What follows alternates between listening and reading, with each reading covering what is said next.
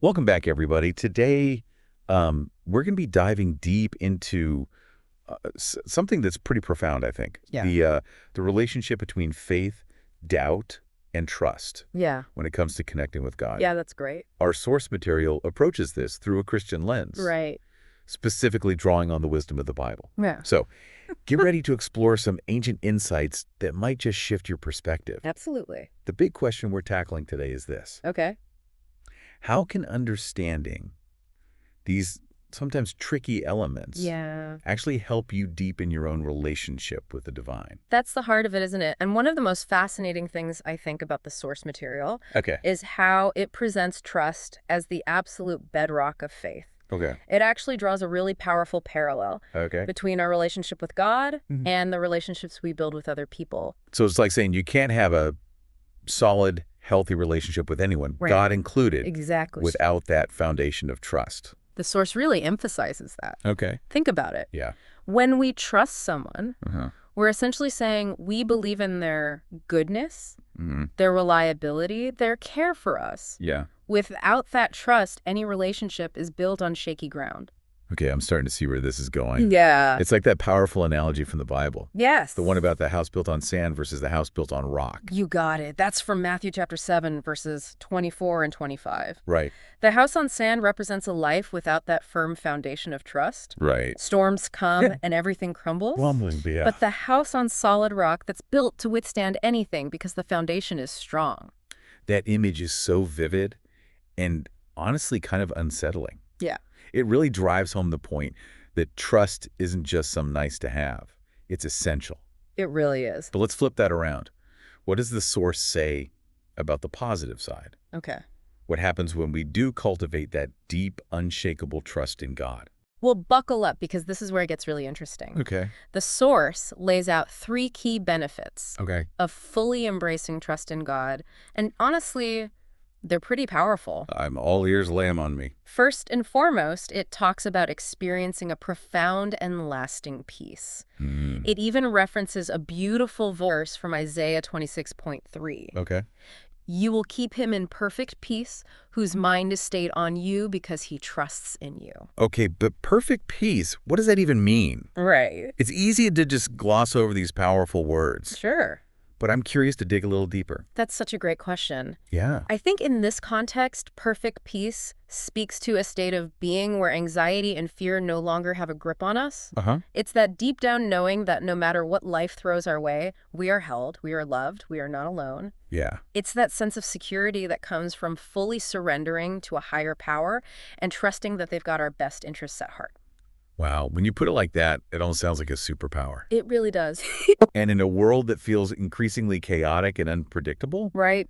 that kind of peace feels more valuable than ever. Absolutely. And that brings us to the second benefit, the source highlights. Okay. Witnessing God's power in our lives. Okay. It goes so far as to bring up Jesus's promise from Mark 11:24. Oh, the one about what things soever ye desire, when ye pray, believe that ye receive them and ye shall have them. You know it.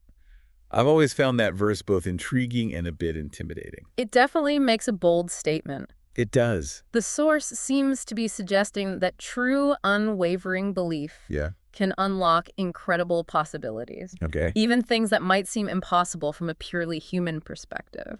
So we're talking about answered prayers, maybe even miracles. Potentially. I have to admit it's hard to wrap my mind around that sometimes. Oh, I hear that. But wouldn't it be amazing if it were true? That's the question, isn't it? And I think the source encourages us to at least consider that possibility. To open ourselves up to the idea that maybe, just maybe, there's more to this world than meets the eye. Okay, I'm willing to keep an open mind. So what's the third benefit of this whole trust thing? The source argues that deep trust in God gives us a remarkable strength. Okay. Especially when we're going through challenging times. It's like having this unwavering support system that we can always lean on no matter what life throws our way. That makes sense. It's like knowing deep down that even when things get tough, even when we feel like we're falling apart, we're not alone. Someone's always got our back. Precisely. And that kind of strength can be absolutely transformative. Especially when we're facing those inevitable moments of doubt and uncertainty. Okay, so we've been talking about this beautiful bright side of trust. Right. But let's be real for a second. Doubt is a part of life, isn't it? It is. It's like this shadow that sometimes creeps in, even when we want to believe with all our hearts. Yeah. How does the source address that less than perfect part of our human experience? Yeah, you're absolutely right. Yeah. Doubt is a universal human experience. Right. And the source doesn't shy away from that. In fact, it tackles the issue of doubt head on. Okay. But in a way that might surprise you. Okay, I'm officially curious. Good. What's the source's take on doubt?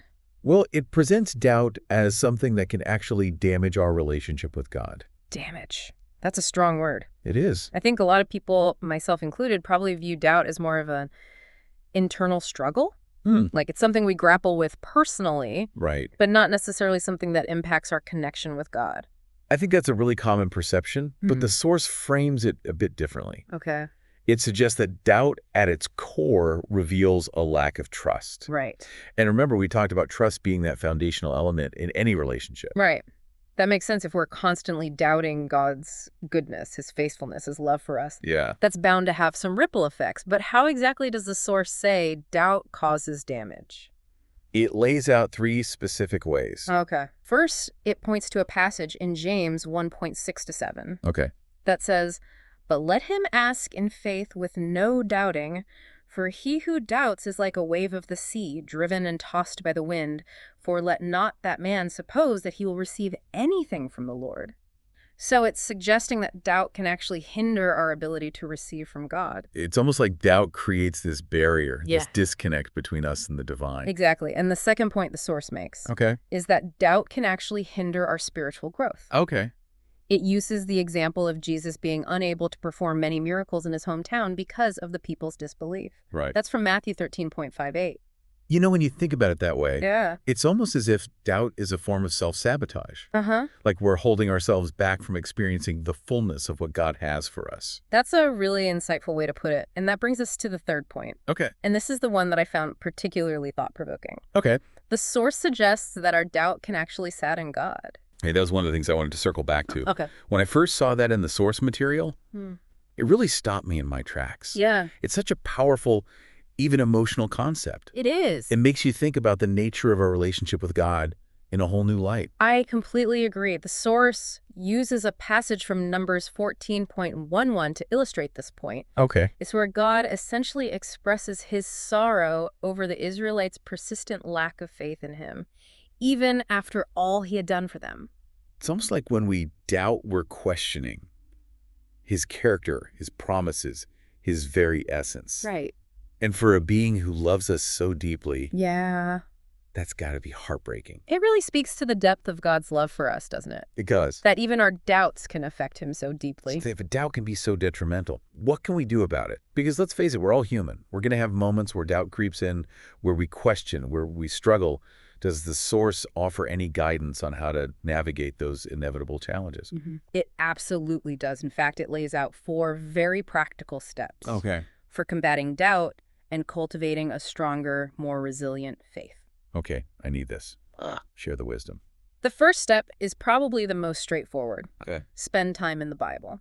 Yeah. The source even quotes Romans 10.17, which says, "So then faith comes by hearing, and hearing by the word of God." That makes a lot of sense if you think about it. It's like any relationship. Sure. The more time we spend with someone, Right. the more we get to know them, the deeper our connection becomes. Yeah. And for Christians, the Bible is like a direct line to God's heart, his thoughts, his promises. Exactly. And the second step the source suggests is to intentionally reflect on past experiences where you've seen God's hand at work in your life. You know those moments where you felt his presence, his guidance, his provision? Oh, I love that. It's like making a mental list of all the ways God has shown up for you in the past. It is. I can see how that would be incredibly powerful in those moments when doubt starts to creep in. Absolutely. And the source actually quotes a verse from Psalm 77.11. Okay. That perfectly captures this sentiment. It says, "I will remember the works of the Lord. Surely I will remember your wonders of old." It's almost like building this arsenal of evidence, Yeah. these reminders of God's faithfulness, so that when doubt comes knocking, we can say, nope, remember that time when God's got this. I love that analogy. It's so true. And speaking of remembering those God moments, Yeah. have you ever had an experience where you felt like He really came through for you in a specific, undeniable way, a Yeah. time where you saw a prayer answered, or maybe you just felt his presence in a really tangible way. You know, there was this one time years ago when I was going through a really, really difficult situation. Mm. I felt lost and alone. Yeah. And honestly, I was starting to question everything. Right. But I remember praying, Mm-hmm. really pouring my heart out to God and asking for a sign. Wow. Just something to show me I wasn't alone. And you know what? The very next day, something happened. It was so specific, Yeah. so unexpected. It could only have been orchestrated by a higher power. Right. It was like this incredible wave of peace washed over me. Wow. And I knew in that moment that God had heard my prayer. Yeah. He was there all along. That's a beautiful story. Yeah. Thank you for sharing that. It's amazing how those personal God moments I know. can become such powerful anchors for our faith, They do. especially when we're facing those inevitable seasons of doubt. They really are. Okay, so we were talking about the steps the source suggests for strengthening our faith. Right. We covered spending time in the Bible and reflecting on those past experiences where we've seen God's faithfulness. Yes. What are the other two steps? The third one is pretty simple, Go. but I think sometimes we overlook the power of simplicity. Yeah. The source encourages us to directly pray for stronger faith. Huh. It's like we're acknowledging that we don't have to muster up this unwavering faith on our own. Right. We can actually ask for help. Exactly. And the source actually references Luke 17.5, Okay. where the disciples say to Jesus, increase our faith.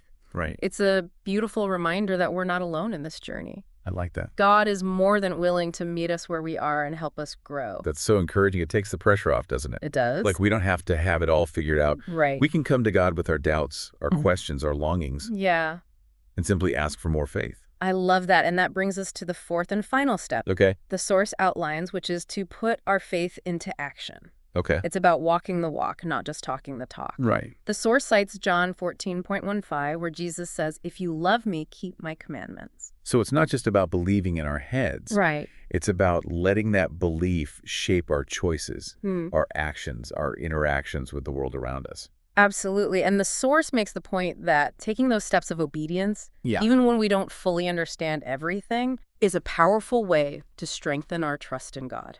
Okay. It's like we're saying, okay, God, I'm trusting you to lead the way I'm going to follow, even when it's scary, even when it doesn't make sense, because I believe that you know what's best.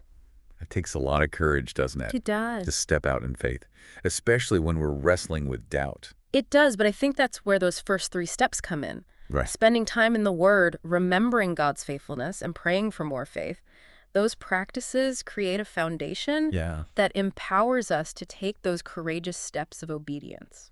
Okay, so we've covered a lot of ground today. We have. We've talked about trust being the foundation of faith, the amazing benefits that come with that trust, the destructive nature of doubt, and some very practical steps for cultivating a deeper, more resilient faith. Yes. As we wrap up this deep dive, what are some of the key takeaways that are standing out to you?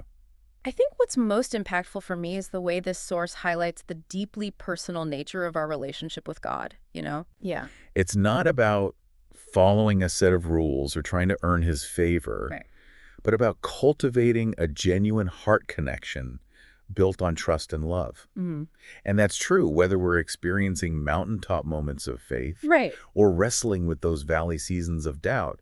God is with us through it all, inviting us to draw closer, to deepen our trust, and to experience the fullness of his love. I love that. It makes me think about that powerful point the source made about our doubt actually saddening God. Right. If we really let that sink in, it reframes the whole conversation, doesn't it? It does. It shows us just how much God cares.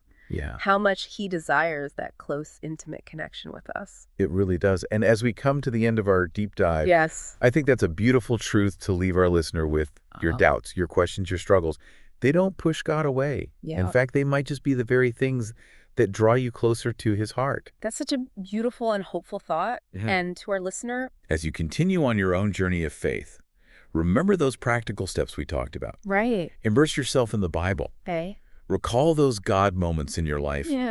Don't be afraid to ask for more faith. And take those courageous steps of obedience, even when it's scary. Who knows what incredible things might unfold when you do. Beautifully said. Keep seeking, keep exploring, and keep trusting in the one who loves you more than you can ever imagine. Until next time, happy diving.